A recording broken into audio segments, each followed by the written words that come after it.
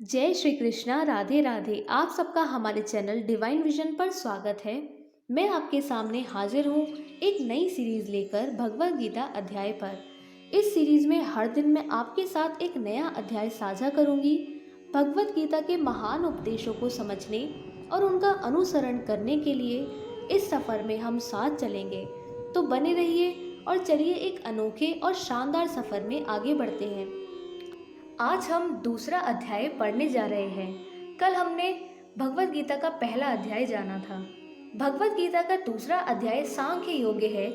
यह अध्याय भगवद गीता का सबसे महत्वपूर्ण अध्याय है क्योंकि इसमें भगवान श्री कृष्ण संपूर्ण गीता की शिक्षाओं को संघनित करते हैं। यह अध्याय पूरी गीता का सार है और सांख्य योग को 4 मुख्य विषयों में वर्गीकृत किया जा सकता है। पहला, अर्जुन ने पूरी तरह से भगवान कृष्ण को आत्मसमर्पण किया और उन्हें अपने गुरु के रूप में स्वीकार किया। दूसरा, सभी दुखों के मुख्य कारणों की व्याख्या जो स्वयं की वास्तविक प्रकृति की अज्ञानता है। तीसरा, कर्मयोग, अपने कर्मों के फलों से जुड़े बिना निस्वार्थ क्रिया का अनुशासन। चौथा, एक परिपूर्ण मनुष्य का विवरण जिसका मस्तिष्क स्थिर और एक इशारा है। दूसरे अध्याय के पहले श्लोक में संजय बोले, उस प्रकार करुणा से व्याप्त और आंसुओं से पूर्ण तथा व्याकुल नेत्रों वाले शोक युक्त उस अर्जुन के प्रति भगवान मधुसूदन ने यह वचन कहा। दूसरे श्लोक में श्री कृष्ण बोले, हे अर्जुन, तुझे इस असमय में यह मोह किस हेतु से प्राप्त हुआ, क्योंकि ना तो यह श्रेष्ठ पुरुषों द्वारा आचरित है, ना स्वर्ग को देने वाला है और ना कीर्ति को करने वाला ही है। इसलिए हे अर्जुन, नपुंसकता को मत प्राप्त करो। तुझमें यह उचित नहीं जान पड़ती। हे परंत, हृदय की तुच्छ दुर्बलता को त्याग कर युद्ध के लिए खड़ा हो जा। अर्जुन बोले, हे मधुसूदन, मैं रणभूमि में किस प्रकार बाणों से भीष्म पितामह और द्रोणाचार्य के विरुद्ध लड़ूंगा, क्योंकि हे अरिसुदन, वे दोनों ही पूजनीय हैं।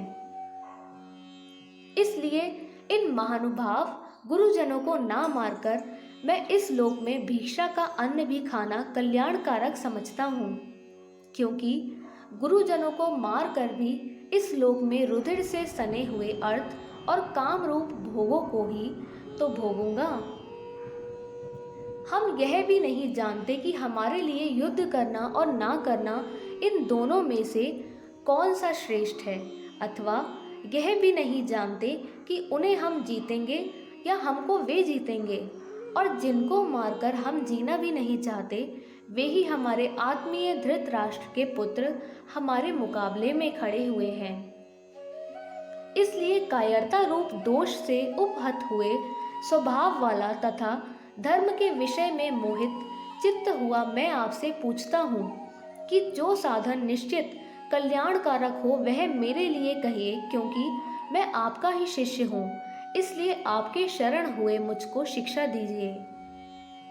क्योंकि भूमि में निष्कष्टक धन धान्य संपन्न राज्य को और देवताओं के स्वामीपने को प्राप्त होकर भी मैं उस उपाय को नहीं देखता हूँ जो मेरी इंद्रियों के सुखाने वाले शोक को दूर कर सके।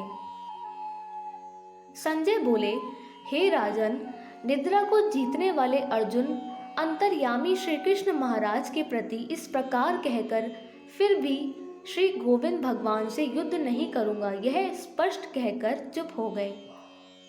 हे भारतवंशी धृतराष्ट्र, अंतर्यामी श्री कृष्ण महाराज दोनों सेनाओं के बीच में शोक करते हुए उस अर्जुन को हंसते हुए से वह वचन बोले। श्लोक 11 में सांख्य योग का विषय।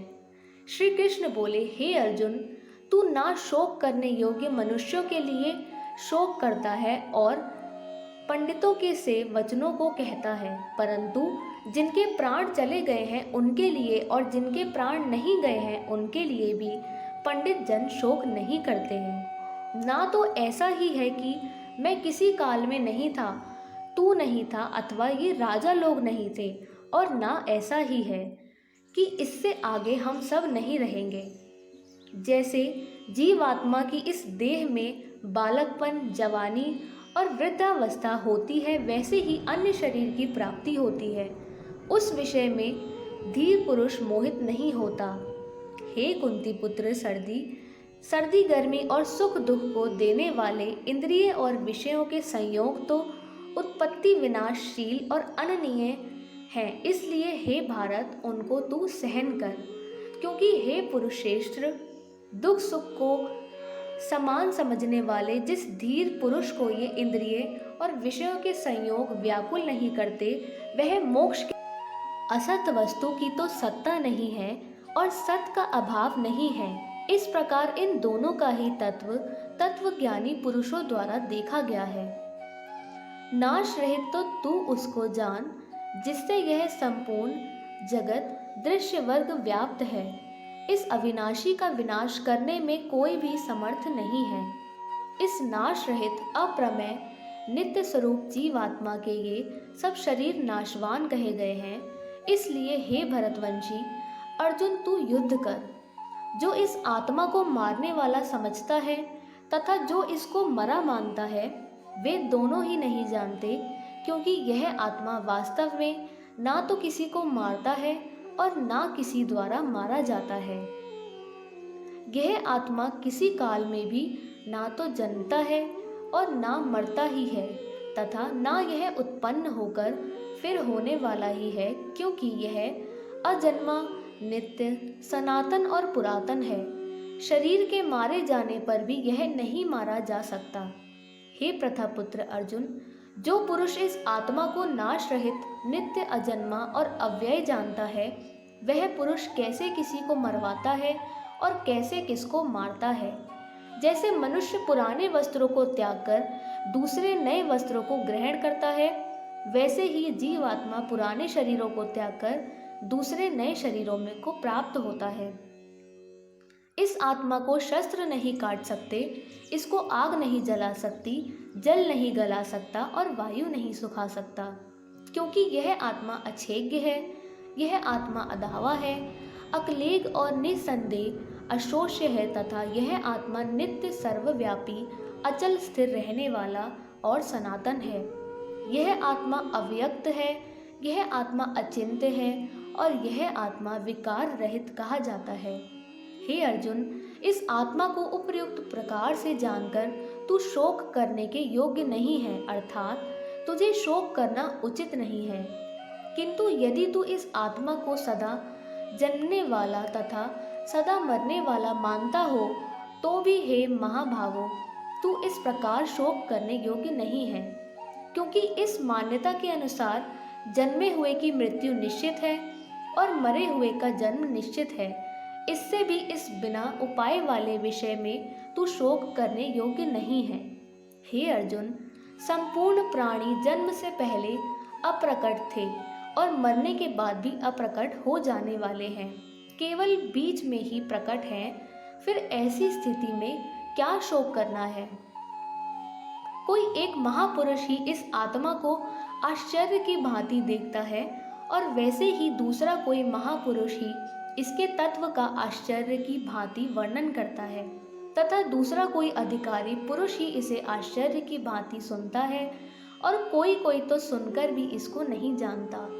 हे अर्जुन, यह आत्मा सबके शरीर में सदा ही अवध्य है, जिसका वध नहीं किया जा सके। इस कारण संपूर्ण प्राणियों के लिए तू शोक करने योग्य नहीं है, तथा अपने धर्म को देखकर भी तू भय करने योग्य नहीं है, अर्थात तुझे भय नहीं करना चाहिए, क्योंकि क्षत्रिय के लिए धर्मयुक्त युद्ध से बढ़कर दूसरा कोई कल्याणकारी कर्तव्य नहीं है। हे पार्थ, अपने आप प्राप्त हुए और खुले हुए स्वर्ग के द्वार रूप इस प्रकार के युद्ध को भाग्यवान क्षत्रिय लोग ही पाते हैं। किंतु यदि तू इस धर्मयुक्त युद्ध को नहीं करेगा तो स्वर्ग, धर्म और कीर्ति को खोकर पाप को प्राप्त होगा, तथा सब लोग तेरी बहुत काल तक रहने वाली अपकीर्ति का भी कथन करेंगे और माननीय पुरुष के लिए अपकीर्ति मरण से भी बढ़कर है। और जिनकी दृष्टि में तू पहले बहुत सम्मानित होकर अब लघुता को प्राप्त होगा, वे महारथी लोग तुझे भय के कारण युद्ध से हटा हुआ मानेंगे। यह वीडियो यहीं समाप्त होती है। इस दूसरे अध्याय में 72 श्लोक हैं, बाकी के बचे हुए श्लोक हम कल इस वीडियो के दूसरे भाग में पूरा करेंगे। तब तक के लिए बने रहिए। वीडियो को लाइक करें, शेयर करें और सब्सक्राइब करना ना भूलें। जय श्री कृष्णा, राधे राधे।